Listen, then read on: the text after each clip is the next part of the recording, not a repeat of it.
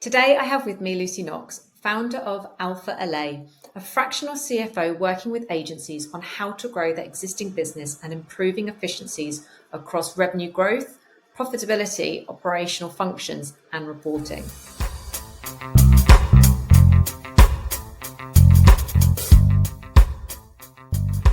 Thank you so much for joining me today, Lucy. Do you want to give the listeners a bit of a quick overview in terms of who you are, what you do, and what you offer at Alpha Alae? Yeah. Firstly, thank you very much for having me today. So I started Alpha Alae so I could offer SMEs the strategic and commercial advice they need in order to grow efficiently, but most aren't necessarily large enough to substantiate a full-time CFO in-house. So I help them develop and implement different scalable frameworks within pretty much all aspects of their business, from the accounting team, how they're reporting data, staff utilization and pricing strategies, right to preparation for fundraising and future exit. It's ultimately where everyone's trying to get to, isn't it? Exactly. So all roads lead there after you tackle the organic and internal processes. For sure. And as you well know, a core part of client services, which is where I focus, is to manage and report on those certain financials. I'd be interested in hearing from your view on the necessity for the client services team to have a solid commercial awareness. Yeah, I definitely think this is a key driver to any successful agency. And it is definitely of the utmost importance for the CS team to understand how their client portfolio is run and how that can have an impact on whether the agency is profitable or not. So everyone should be brought into wanting the agency that they work for to be successful. And the more financially stable an agency is, the better it is for all the employees.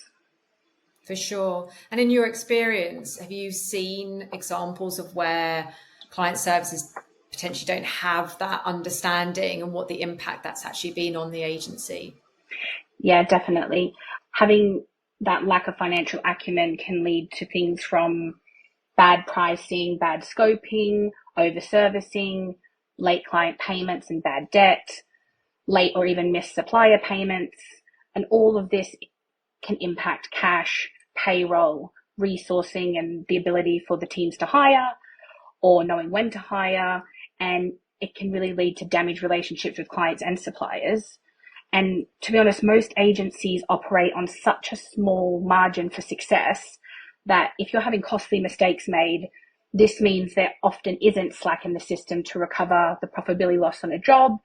This creates operating costs within the business, often needing to be reduced, and puts pressure back on the sales team for higher targets. And then operationally, the agency is likely to struggle to make large payments for things like payroll, even meet regulatory requirements, pay their taxes. So it has an impact all the way through the chain. Yeah, and a really big impact from the sounds of it. And I think that having worked in client services my whole career, but I never really had any formal training on this. And to be honest, I haven't seen many agencies do that. They just sort of, here's a spreadsheet, fill it in kind of scenario. I'm sure you've probably seen that as well. And so what can agencies do to ensure that their client services team do actually receive that training that they actually need to report effectively? As you say, it's so fundamentally important. What do they actually need to do to ensure this happens? I mean, first off, leaders need to prioritize it in their business. So they need to recognize that it is an important part of the client servicing team's objectives and part of their job, and then prioritize them getting this training.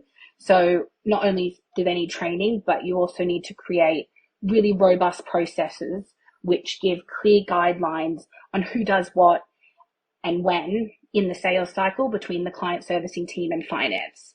This then obviously needs to be understood, circulated, and this then allows the business to hold both parties accountable. And there's a lot of tension that's often between client services and finance. So having that clear accountability piece set out is really helpful. Also, ask your financial leader for their advice and buy-in, because they obviously got a lot of knowledge and experience. And I think the other side of that is there's always that person in the CST team who's got the best financial acumen. So find that champion, get their insights as well, so that the training content and the processes that are ultimately established are something that is collaborative and built on working together, finance and client services, not just one side creating processes that suits their needs. Yeah, that's a really interesting point, and a point we'll get on to later in terms of the best way to collaborate with those teams to ensure that happens. But picking up on what you were saying there, another thing that I always feel is the really understanding the why. Why, going back all the way to the point at the beginning about the implications of not forecasting correctly and not putting your numbers in correctly can actually have such a massive impact on an agency. And for the client services to really understand that, because I think sometimes they just see it as more of a tick boxing exercise rather than the strategic and commercial impact that it can actually have on an agency. Absolutely. Ensuring CSTs understand the why of it all, why financial processes they're being asked to follow are important, or why the business needs to achieve certain margins from their clients to be able to offer a bonus at the end of the year. Like, all of this helps drive that buy-in as well from the client servicing team. And I mean, a lot of people find financial lingo to be quite scary or complicated, but if you're simplifying it, explaining it, having clear processes and training them on it, then those client service employees are really going to have an edge and be able to drive the most efficient and profitable margins from your clients. And the interesting thing that I have when I speak to agencies is that, and maybe you can give advice on this, is size agencies tend to report on different things, don't they? And what size agency do they need to start in getting the client services to report on, and at what? So are they looking at, at what point does recognized revenue, for example, come in, or when should they be doing P&L? All of the things that they're responsible for based on the size of agency you are, what should that be? I don't know whether I've explained that. No, I understand what you mean. What I'm saying. Because there's a financially accounting boring answer, which is, based on the size of your agency, depends whether you need an audit and adhere to stricter revenue recognition policies and that sort of thing, which is always where the finance team is coming from their training, best practice, those scalable frameworks to help businesses grow, having those sorts of that commercial acumen in the groundwork. But then you also have, if you're a small business, you don't have time to have complicated processes.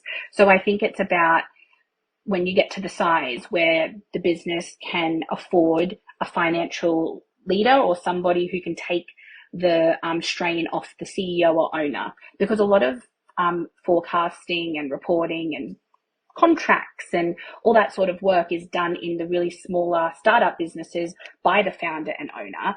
And, they're doing bookkeeping themselves and all that sort of thing. So at that size, the CEO owner needs good financial acumen. It's less important for the client servicing team because you're probably not going to have a huge one. Their job is more winning business and keeping it.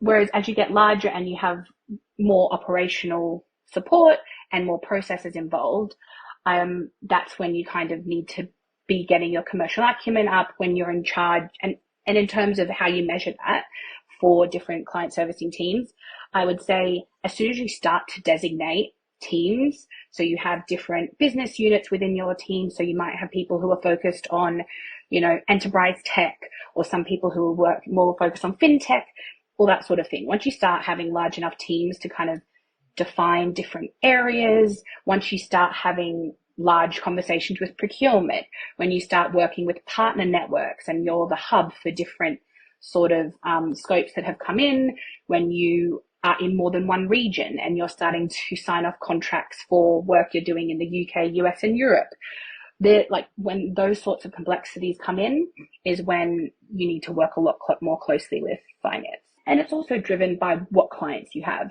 So if you have clients that are larger than you, which a lot of times when you're starting out and you're even a medium-sized business, you've got some great brand names, they're going to be larger than you and you're going to adhere to their processes, their terms, their contracts. Whereas if you're working with a lot smaller businesses or more startups, then you can kind of have your own terms and conditions used. And with those larger businesses, there's quite a lot of complex procurement, or there's really large payment terms. All those sorts of things is when you're going to need commercial acumen and financial support. So your clients, if your client's like, yeah, here's a scope of work, happy for email confirmation and pay you on time every month, then you're going to be pretty happy and not need a lot of finances support. Sure. And then we've talked about, the pitfalls that happen when client services aren't trained and don't understand it. Do you find that having systems in place, I know we talked about processes, but obviously there's a lot of technology now that supports a lot of that reporting. Do you find that those systems alleviate some of that? Or do you think that it's still really important for the teams to still have that, commercial acumen? I think it comes back to knowing the why. So you can have systems in place which are definitely an efficiency tool. So they're going to remove manual work, they're going to remove errors of spreadsheets and all that sort of thing. But you can still put zero in a markup or a margin box in a software, and you can still tick and say something's approved without knowing that you typed in the right number. And so there's all these different sorts of things that finance can help with that a system isn't necessarily going to alleviate. So I think it's two-pronged in terms of I'm all for systems and tech upgrades for efficiencies and improving processes in terms of manual and workload and error reduction. But in terms of that commerciality, the strategic thinking, the making sure that your client is paying you before you have to pay a supplier in a contract, and that you've added markup to the third party cost, and that you're not being treated like a bank, and that you've scoped correctly in terms of if it's a short term turnaround project and you're getting value from it, you're adhering to the right rate cards, all that sort of thing is definitely going to be something that you can work with finance, and having more commercial acumen is going to lead to more success. I was just thinking then, what's the one thing that client services, if there was out of all of the things that they have to be responsible for, what is the most critical? What's the one which will have the most impact if they get wrong or they don't do it correctly or don't keep it up to date? Maybe me pick one term financial. All right, give me a couple then. Just give me an overview of a flavour of, all the things that we talked about at the beginning, which is the impact that these can have. What would you say is the most critical component to this that they would need to know or that they should be focused on? Yeah, I think from a technical, at the beginning sales cycle, getting different projects signed off and all that sort of thing, for any business to run, cash is king. So ensuring that finance gets all the information they need, all of the T's and C's, everything is done in a timely manner, and getting invoices out the door. It always relies on client service information because finance can't make things up or don't know those bits. So ensuring that client services provide finance with information for invoicing is definitely a huge critical part to ensure cash flows through the business. Whereas in terms of where, and that can be quite simple. So in terms of where the client service team can provide the most value for having financial acumen and having those strategic insights is when they're forecasting revenue and their pipeline, because that's the piece that has such a huge impact on the business making decisions. So is the business going to hire? Are they going to need to make layoffs in 3 months? Are they going to run out of cash? Are they going to be able to invest in, a new software in 4 months? And all those sorts of growing and planning things that a business needs to do is reliant on the sales that are brought in. A lot can go wrong in that revenue forecast and pipeline. And a lot of times, client services may add third-party costs in, which is not revenue. They may add in other regions that isn't their revenue either. And then they can also in the pipeline not forecast things or weight things correctly. Revenue recognition is all around when the work is earned or worked, rather than, what you're invoicing the client. Two different terms, two different parts of the business, one quite tactical and one quite strategic. So working with finance as well on material changes, what the guardrails are in terms of revenue recognition, because there is some wiggle room, even though it is a very heavily regulated and a very specific accounting standard, it is something that there's wiggle room on, but you should go to a financial professional for support on. So that is where the financial acumen and working with finance can lead to the best results for the business and the most accurate forecasting. And I have to be honest, the best that I've seen is when the client services team works so closely with finance with regards to that. And I feel like it was like a constant communication between the two departments, because things change all the time with client services. You know, the program changes, the client might suddenly find more budgets, just so many different variables that happen when you're working with your clients, and making sure that finance are aware of that so that they can do their piece is so critical. So what would you say is that best practice for client services and the finance team to work together? So, I mean, if I could whittle it down to 5 best practices for client services to effectively collaborate with the finance team, I would say, number 1, bring finance in before you send the contract to the client. So this is around ensuring that they've done a finance check and leave time to do this. So making sure that they can check for errors, that you've added markup, different currency, exchange rates, different billing intricacies, all those different sorts of things. They can check scopes, they can make sure that it's going to be profitable, that you have enough staff, all those sorts of things. Bring them in before you send the contract to the client, because then it's kind of too late once the client's seen it and it's signed off. 2, ensure that all the information around sign-off and invoicing is sent to finance in a timely manner.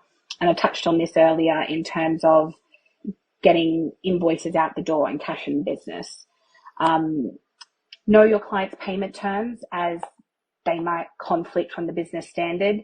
So kind of know what type of procurement or POs are required, and the time that it takes to sign off a project when that client comes to you for that last minute, really urgent piece of work. So that you're not starting and getting down the way and finance is stopping you, all those sorts of things. So knowing what markup you need to add and how to scope correctly if you're in a different rate card. Client servicing, knowing that is super, super important. Get involved with debt collection. So when finance come to you and need help getting your clients to pay, be prepared to pause work, because no one should be working for free. And, you know, that is essentially what finance is trying to do, and the business can't operate if we're not paid. And the only leverage we have is the client service work, is the work that the team's doing. So ensuring that you're prepared to help on that.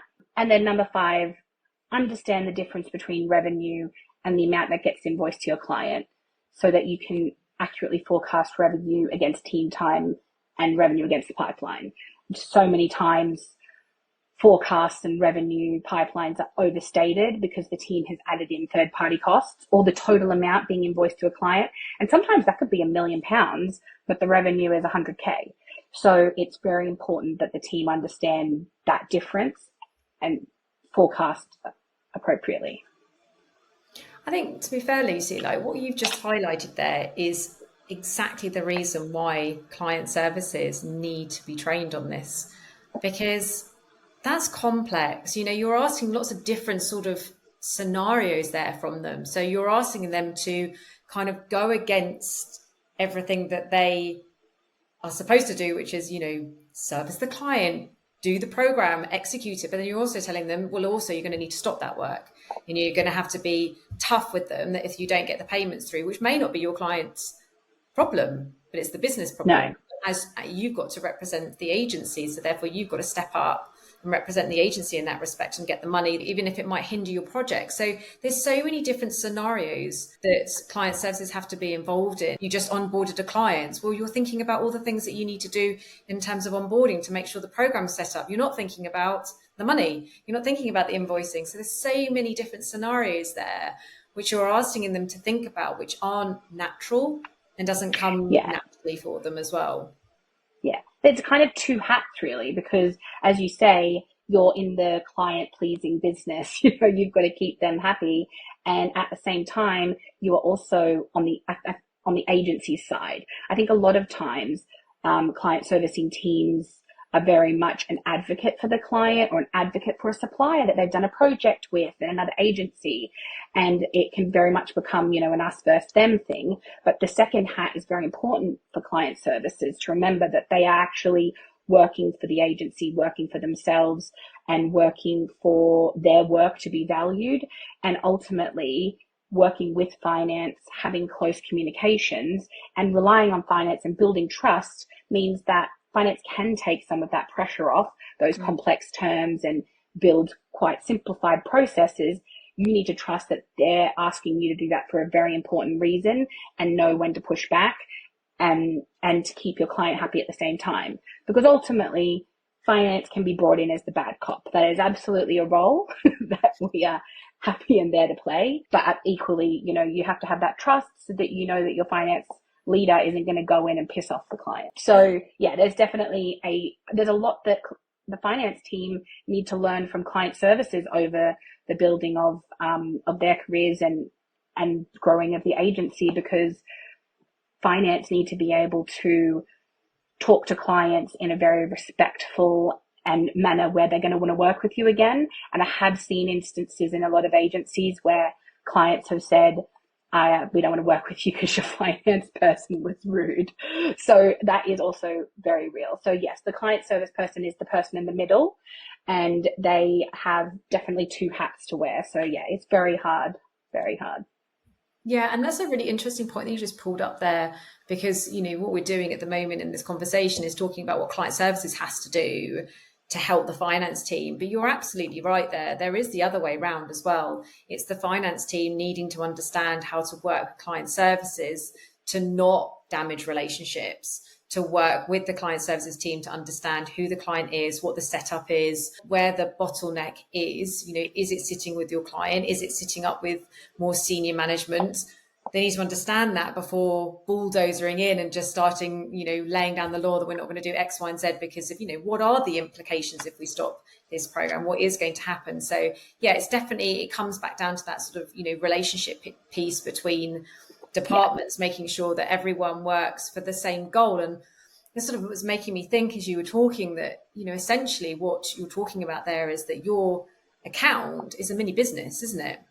It's a small little mini business definitely. You've got to treat in that respect. And I think that's where that sort of mindset for someone that's working. And I was thinking, this is very much account director, more that senior client services team's responsibility, and that sort of that step up into that next level, which is tricky for them to do. But it's getting that mindset shift away from just, the project management of a program to, right, how do I make sure that this client's profitable? How do I make sure that we can get as much out of this client, that we're forecasting correctly and that the client's happy, but finance is happy, as you say, and we're bringing in money to the business, and that we're not a leaky bucket, essentially, isn't it? So it's complex. It's complex, and there's another hat that they have to wear. But I think we've highlighted in the last about 20 minutes how fundamentally important it is that you don't ignore the fact that client services need to know and understand the why it's so important, but the how to do it, because one missed zero could make a huge difference, couldn't it? Yeah. I think a good financial leader is somebody who gets to know and understands what the client service team do and what they're selling so that they can support client service team. But we can't just rely on them to spot the errors and mistakes, because we might be like, oh, that's a great size project. And someone else might be like, oh, we would never sell in some sort of training or this little additional, like a voice pop or something, for that huge amount of money. So it's definitely then on the client service team to understand the basics of financial acumen so that they can understand what finance is saying, and they can work together and they can help spot the problems before they kind of lead to bigger issues with their clients, which then have an impact on the wider business. Yeah, and you also made me think about forecasting as well, because I know that from a forecasting point of view, it's the client services people, the ones that hold the relationship with the clients, that can be so accurate about that. They know what's going on with the clients. They know what's going on with their programs. They know if the client has said that there's budget, there's no budget. They know when their financial year is coming around, or when they have to do planning. Like, they know this stuff. So therefore, when they are forecasting, there has to be that trust piece, doesn't there, between finance and the client services team, that if they're saying there's no more, there's no more that can Yeah. happen. I can't get anything more out of this client. This is what it is. This is a realistic landscape that finance just need to trust them, that they know that that's what's going to happen. Not just finance, senior leadership team as well. Yeah. That relationship between the client service team, senior leaders, and your finance leader is super critical, because you have to understand the nuances to which people weight their pipeline to, as you say whether can I go to my client and get this project some, cash behind the couch, as we say, to like plug a gap, or is like they know when they should push or pull on their client, and finance need to also communicate and get them to know when it's super critical, or when it's like, oh, we want to hit margin this month, or like if we don't hit margin this month, like that kind of relationship and reviewing of the pipeline all together, I think is a really crucial step that I'm a big fan of doing weekly because things change so fast, and we do so much work on historical reporting in the past, but really the pipeline is the one tool we have to be able to see how profitable and how great the business is going to be. You have a bit of control over costs, but if something doesn't come into the pipeline, it can have a detrimental impact on the business's future. And so I don't know if all client service people, client service teams understand that ramification, and equally finance need to understand that clients are fickle, and I do like a bit of a rating system for pipelines in terms of not just the stages of where the revenue and the lead is at, but how green, amber or red the client is in terms of likelihood to sign it off. Because I think that's something that client services, that relationship piece, is super important to getting money in the door. Yeah, definitely. And that piece that you were talking about then, about when finance need to push on client services, I think that's also a really important piece that needs to be aware between the two departments as well, because I know that client services a lot of the time feel like pressure's on up here, and then it's like, right, sell, or convert this, and it's like, if you can work better together so that client services understand what's going on, what's the implications, what's really needed, how much needs to come into the business. If you talk to client service in that respect and allow them to be able to impart that insight, you'll probably open up a lot more potential opportunities without realizing it, and actually go to the client's needs and probably open up opportunity like that, rather than just, which ends up happening, and I've seen it happen a lot, the fear of God being put into client services, and then they start breaking relationships because they freak out and start just pushing everything and anything at their clients because that's what they've been told to do, or they've been tasked with X, Y, and Z to hit that margin. It's dangerous, that sort of approach. So yeah, it's very much that collaborative piece, isn't it, between SLT, finance, and client services, to just trust each other and be honest and open. Yeah, definitely. And trust takes time to build in a in life, but in a working environment. And I think sometimes there's a lot of, especially when we're not all in the office together, there's a lot of things that get misconstrued on email and different, instant messenger services. So I think having a really clear process and accountability lines, it always comes back to accountability, really means that the relationships can be built, because when you end up with a blame game of, I thought they were doing it, they were meant to do it. And I see that all the time, where finance blame client service and client service blame finance. Whereas if you start off with really clear cut guidelines, processes, accountability, then everyone will build relationships together and try and help each other stick to that one common goal. Yeah, totally. Thank you so much for joining me. I've really enjoyed it, and hope you have too.